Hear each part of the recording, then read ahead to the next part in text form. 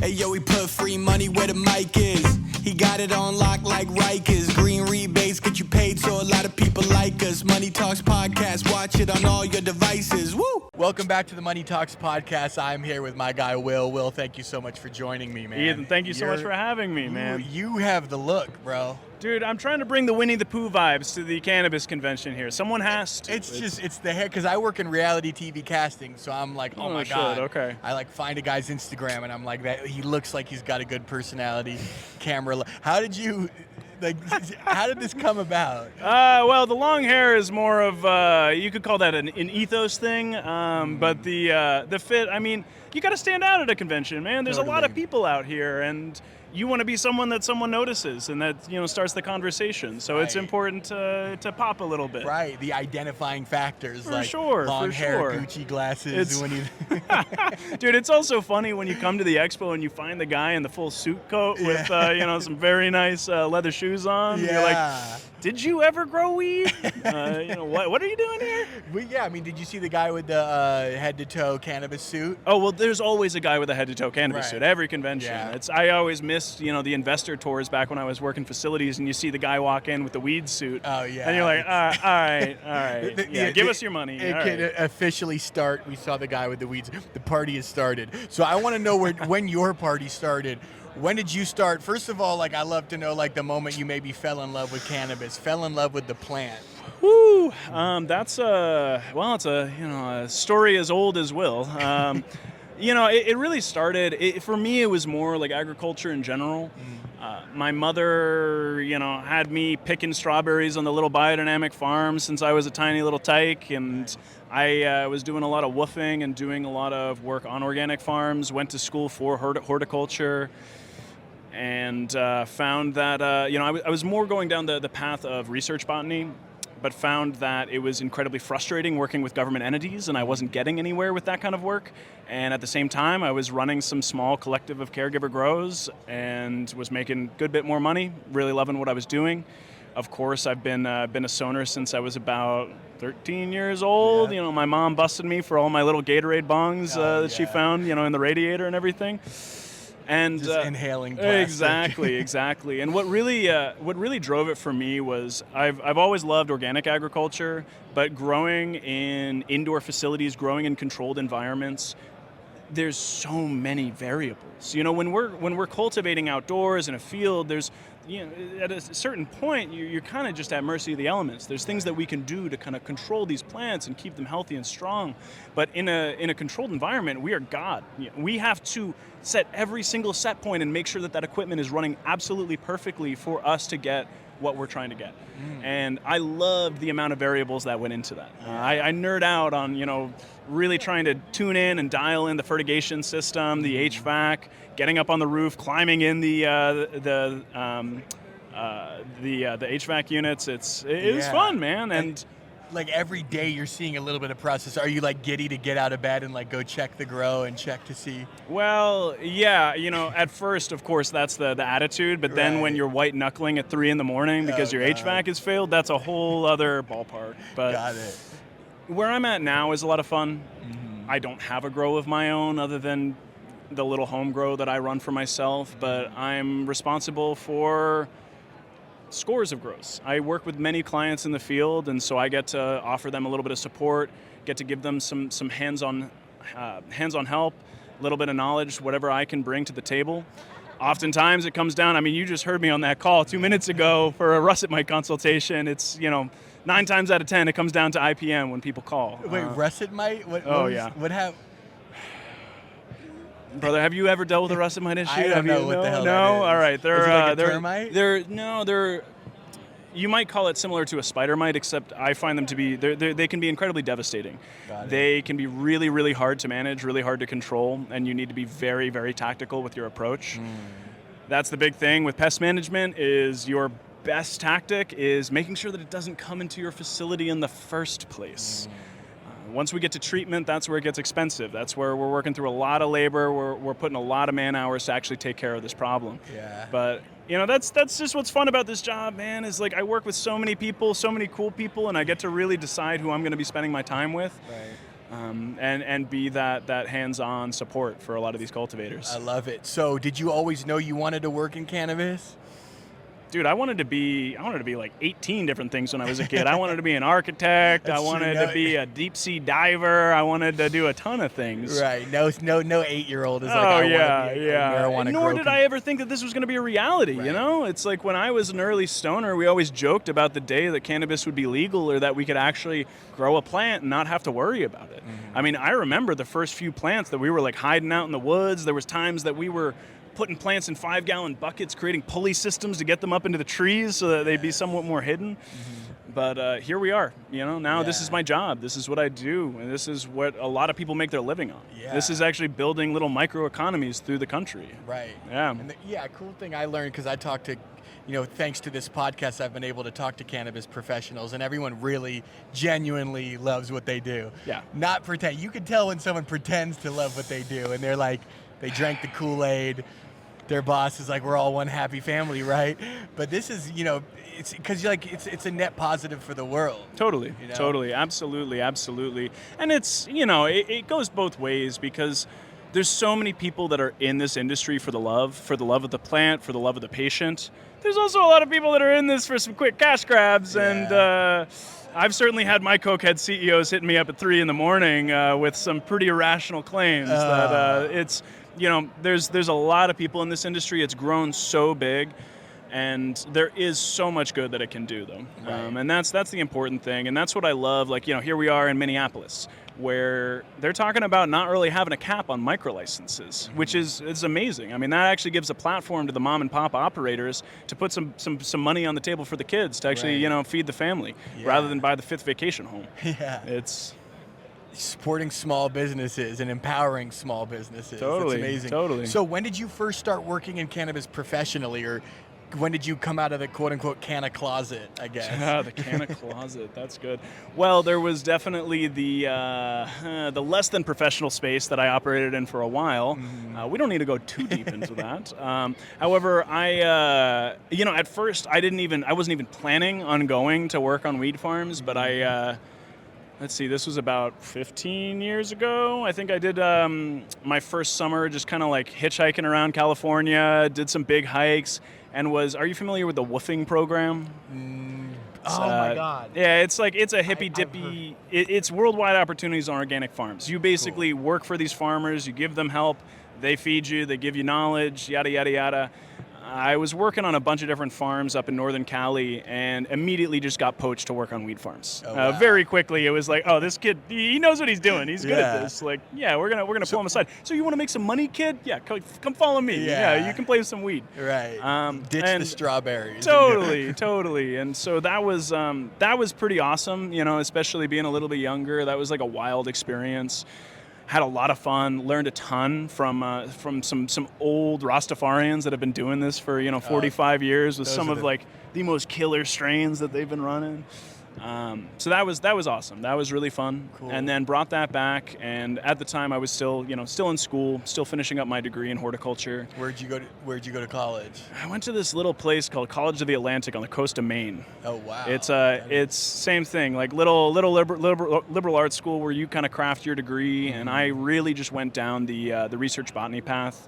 Did a lot of work with our lead botanist at the school, and was doing some research projects, basically doing revitalization plans of this Superfund mine site. So we were culturing native plants that were actually already growing there, and finding which ones had the best root zone to create a root cap so that the toxic soils were not eroding out into the local tidal ecosystems.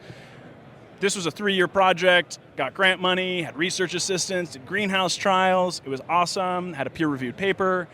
In the end, the EPA is like, oh, little boy, we're not taking your $2.5 million plan because we've been allocated $50 million to truck this to a toxic waste dump. There I was like, okay, I just put 3 years of my life into this, and you're telling me that it's too cheap of a plan. I'm saving you too much money. So that was like my first taste of the government bureaucracy. And, at the time, I was running a couple small greenhouse operations, had a couple tiny indoors, and was having so much fun with that, was making some good money that, I really started putting all of my energy into that. Worked my way up to some slightly larger medical facilities, and then... and this is all on the East Coast? Yeah, or? this was back in Maine. This was back in the decrim market, which was, dude, chill as hell back then. I mean... Was that like the golden years? Like the Harvest Fests where you post up with like 200 producers and they're easy ups selling all their wares, and some little back-ass reggae bands coming in to play some music, and some vegan burritos, Yes. that kind of vibe. That's and leaving with like $80K in your pocket at the end of a weekend. It was a fun time, man. Yeah. But of course those days are long gone. When those days were happening, were you like, we got to cherish these moments because these are... No, dude, I was like spending money like crazy. I wish I had like actually thought about the future at that time. I was young, dumb, and making some money, and growing some really good weed, and I was really loving what I was doing. But I didn't really have a sense that this was going to turn into something. I didn't really see the industry that we were headed towards. Flash forward several years, I ended up moving back to the Philadelphia area, which is where I'm from originally. Oh, cool. Got a job for this little startup. We were about 5K canopy. Had like 5 employees, just absolutely struggling to hold it together. Just 20 hours a day. Oh, dude. 3 a.m. Yeah. 70+ hour weeks, Wow. just like crushing, and not getting paid shit because it's a startup. It's So you went from making $80K in a weekend to... Oh, yeah, exactly. But that was like, this was my opportunity to get into the full legal market. Right. And so I found that to be really enticing. And that's what I really wanted to head down. And ended up spending like 4 years with this company. We built out to about, it was like 35,000 square feet of flowering canopy. Got pretty big, got bought out by one of the big MSOs, and then went down that rabbit hole, which gets interesting. It gets interesting when you're dealing with your boss's boss. Oh, man. But and I popped around to a few other spots, and then was looking for kind of some new opportunities. Found Nate and Renee running Growers House and Canna Cribs. They were looking for another rep in the field, someone that could actually advise clients, someone that could bring some hands-on knowledge. And they moved me out to Albuquerque, New Mexico. Wow. And it's been love ever since. Yeah. It's been good. So what's a day in the life at Canna Cribs? Woo! So, I'm doing scouting for the media productions. I'm not like behind the camera. Right. But I'm getting people ready for the episodes effectively. So what I'll be doing is I'm coming to events like this. I'm doing networking. I'm meeting players, meeting people that are starting to build facilities. A day might incorporate me looking over blueprints, starting to make tweaks. It could also be working with the contracting team on, hey, we got to turn that dehumidifier around. This is all installed incorrectly. We got to work it this way. Or it could be walking through the facility while they have plants, noticing nutrient deficiencies, doing some leaf tissue analysis, talking about fertigation. Like I said, a lot of what I end up doing is pest management. That's where I really nerd out. That's something that I love and something that I have a lot of experience in. But every day is fucking different. Yeah. It's all very different. And most of the time you'll find me on the phone trying to negotiate out some weird issue that's going on with one of my clients. Right. But also, the other fun side of this is a lot of it is it's making relationships, right. And it's forming friendships with people that support us, and that is something that I really, really love in this job. Is just the opportunities that I get to really connect with some really cool people out there. Right. So you're kind of going state to state, city to city, across the country, different grows. Totally. Wow. Totally. So what state is like on the biggest come up right now? Is like the biggest upward trajectory? I've heard a lot of good things about Michigan, and then of course we're in Minnesota. Well, Michigan's interesting. I don't know about the upward trajectory, but everyone's got eyes on Minnesota. It's going to be a cool market here. I think we've all been a little bit. There's been some cock blocking going on for getting this rollout actually going. It's been a slow process. There's been a lot of people that have already started to invest in facilities, invest in build-outs, and then licenses keep getting pushed back. So we're finally at the point where they're accepting licenses. I've met a few people that are pre-approved for getting their micro licenses, which is really exciting because that gives them the go-ahead to actually start construction, start getting their facility together. But ultimately, I think this is going to be a very strong market. There's a great cannabis scene up here. There's a lot of people that are really excited to get into this. There's a lot of talent up here as well. And especially with the micro license size, it's like 5,000 square foot of canopy. That's not a micro license. That's a proper facility. Yeah. So I think we're going to be seeing a lot of cool players coming up here in Minnesota for sure. What are the biggest driving factors for a successful market?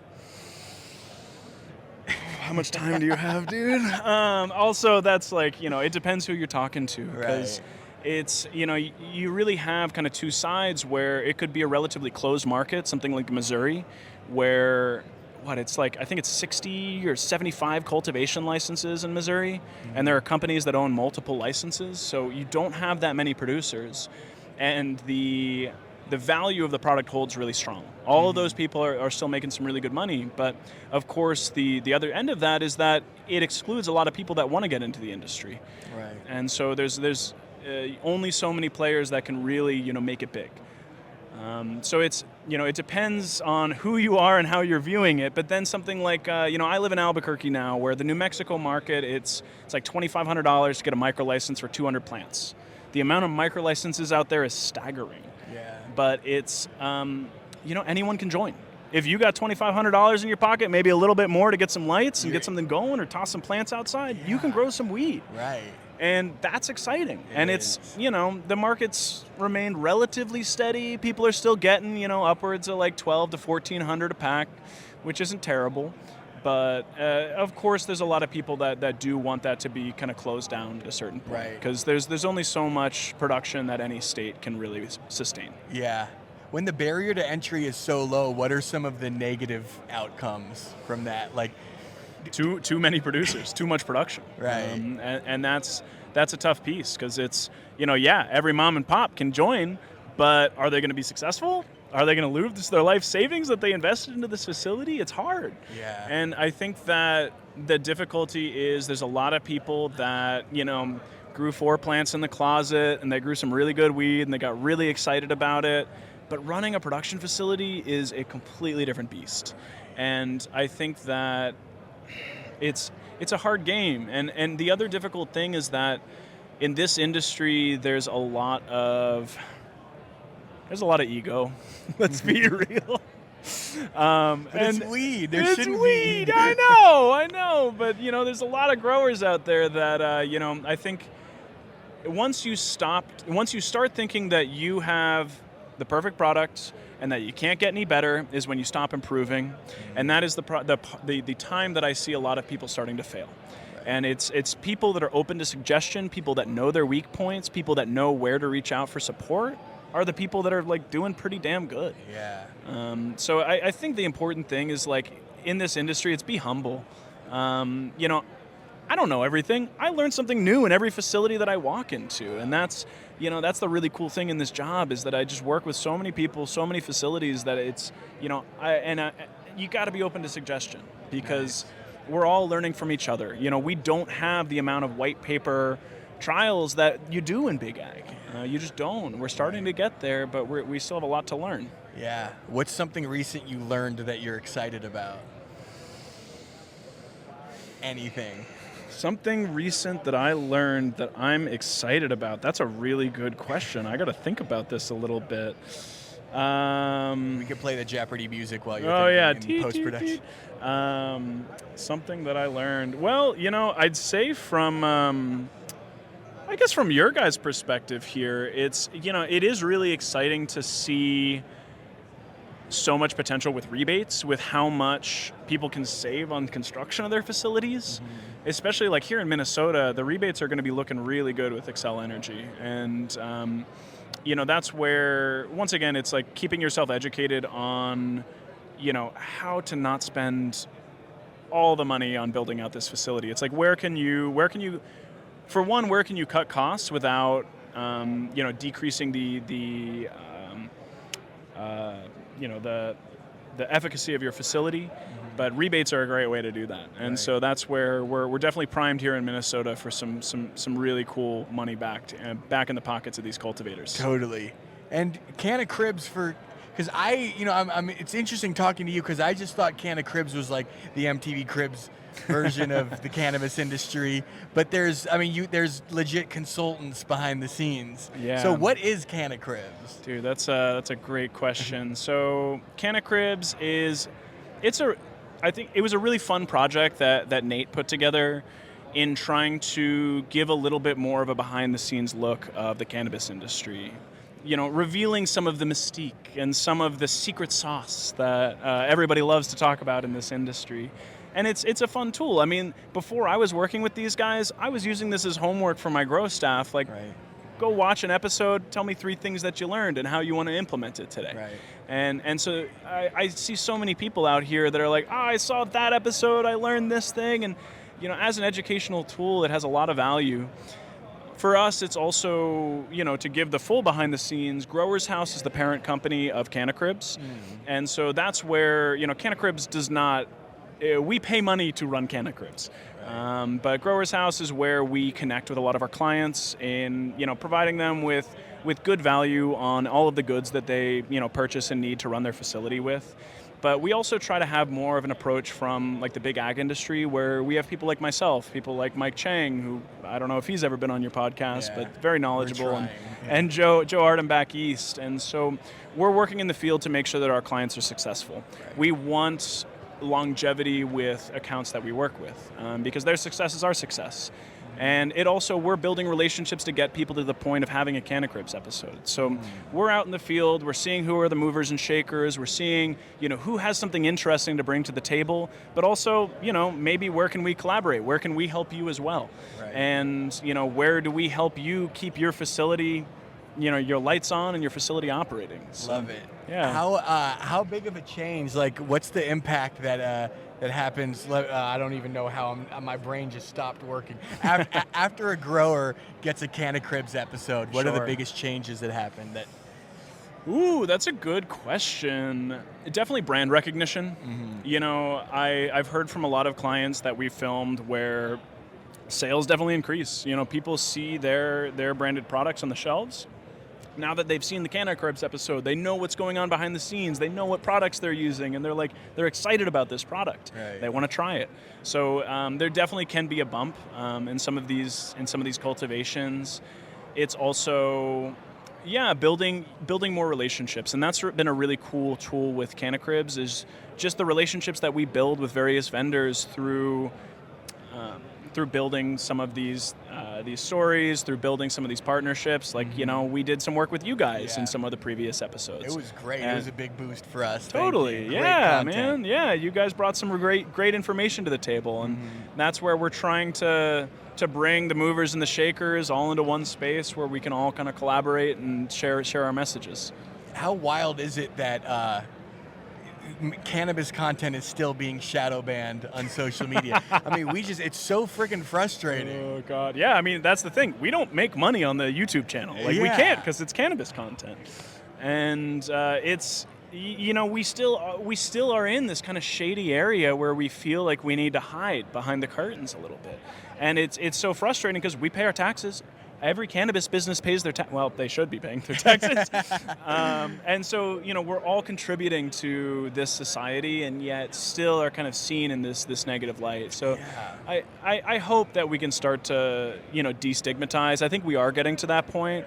I think we all want to get to the point where, the soccer moms brings the 6-pack of Canna beverages instead of the wine coolers to the soccer game. Are there still people out there who view weed as the devil's lettuce? Yeah. I just can't fathom that. Oh yeah, man. Even from some of the old hippies that I chat with, and they're like, "Man, I had to quit that shit back in the day." And I'm like, "What? Let's talk about this. What's going on?" Because, I think that those people are like fewer and fewer. So I talk about my mom and finding all my Gatorade bongs back in the day, and. My folks were just out, and I was like, all right, take these edibles for sleep. You're going to take these in the morning when you hop on your plane for anxiety. And so it's, we're at a point where people that used to, really stigmatize this are now a little bit more curious because it is a little bit more mainstream, and they do see some of the medical benefits. Totally. You've worked with so many growers. What's the biggest mistake you've seen a lot of growers make besides not working with green rebates? That's a good one. That's a good one. My boss is right there. There we so go. Yeah. Don't. Let's see. One of the biggest mistakes, I think like what I talked about before, it's maybe you want something more specific, but just a very broad mistake is like thinking that you're done improving, thinking that you have it, thinking that you've got this dialed, because that's the point where there's so many innovations coming forward in this industry that you always need to be on the beat. You need to keep yourself informed, because your competitor down the street, he's trying out all these different things. He's finding ways to keep improving, cutting his costs, increasing his yield, increasing his quality, increasing, branding relationships. It's, right. We can never think that we have this done. I think as an industry as a whole, we're working together to really, build something and optimize the way that we grow this plant. Mm-hmm. I think, I think the other thing is just it's overspending. There's a lot of people that love to, they've got their 18-part nutrient mix. Do you need all of that? Absolutely not. No. I love to talk about it like an elimination diet, that some naturopaths and folks will talk about, but start with your basics, start with your NPK and your micros, maybe start with a salt-based fertilizer program, and start incorporating one product at a time. Do that R&D for yourself and see what actually moves the needle.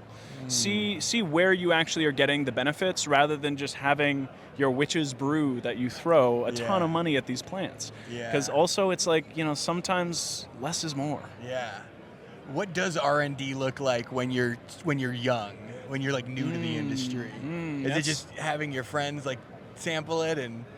Maybe. I mean, look, if you can plan to have a tiny little R&D room in your grow, that's amazing. That's fantastic. But not everybody has the space for that. Most people don't have the space for that. I think the dangerous game is when people use entire rooms or a large chunk of their facility for R&D, especially right off the bat. The thing that I hate seeing is when people do seed runs for their first run in their facility.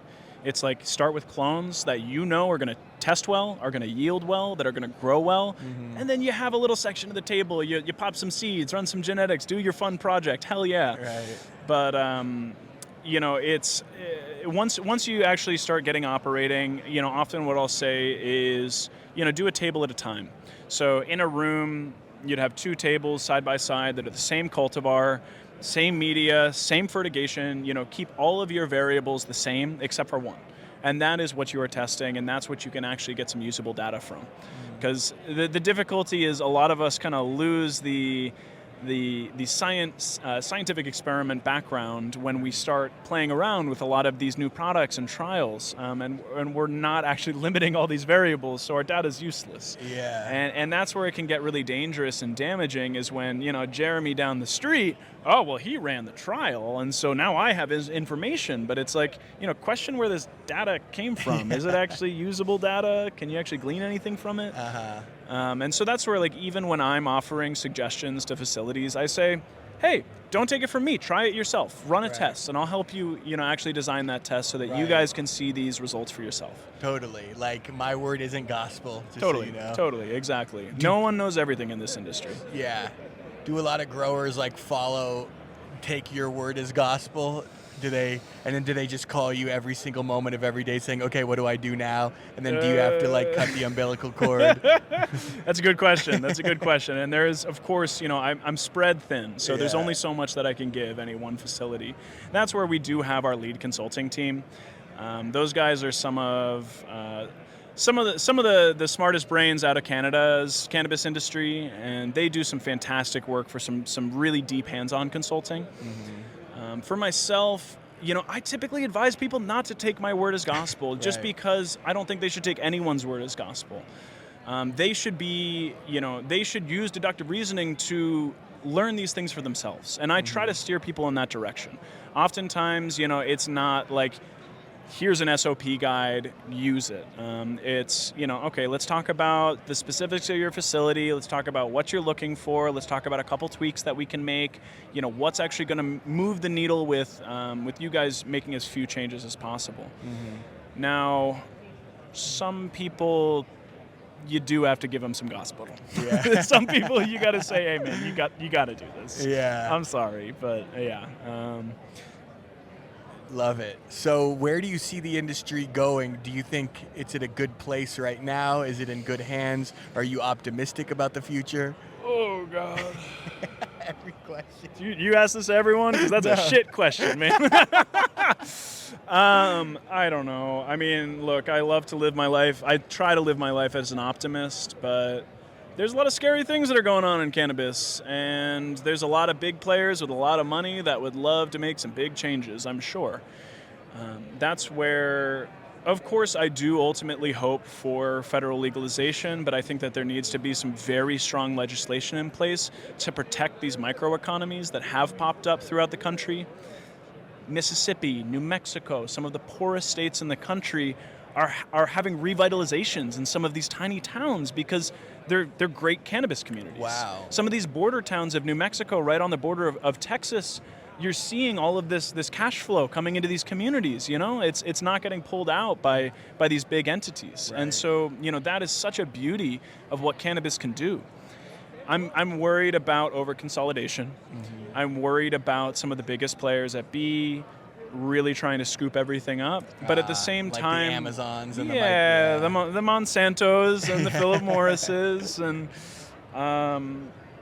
at the same time, I think a lot of us really hope that the cannabis industry mimics the beer industry in the end, where we have our macro producers, they have their place, they have their market share, but there's also a lot of love for the crafts. Right. And I think that we will land at that place, but I think that we also need to have, you know, we need to have people that are actually getting out in the field, that are talking to legislators, that are informing them as to what is the reality of this industry, because there's a huge disconnect between the industry and the people that are making the decisions.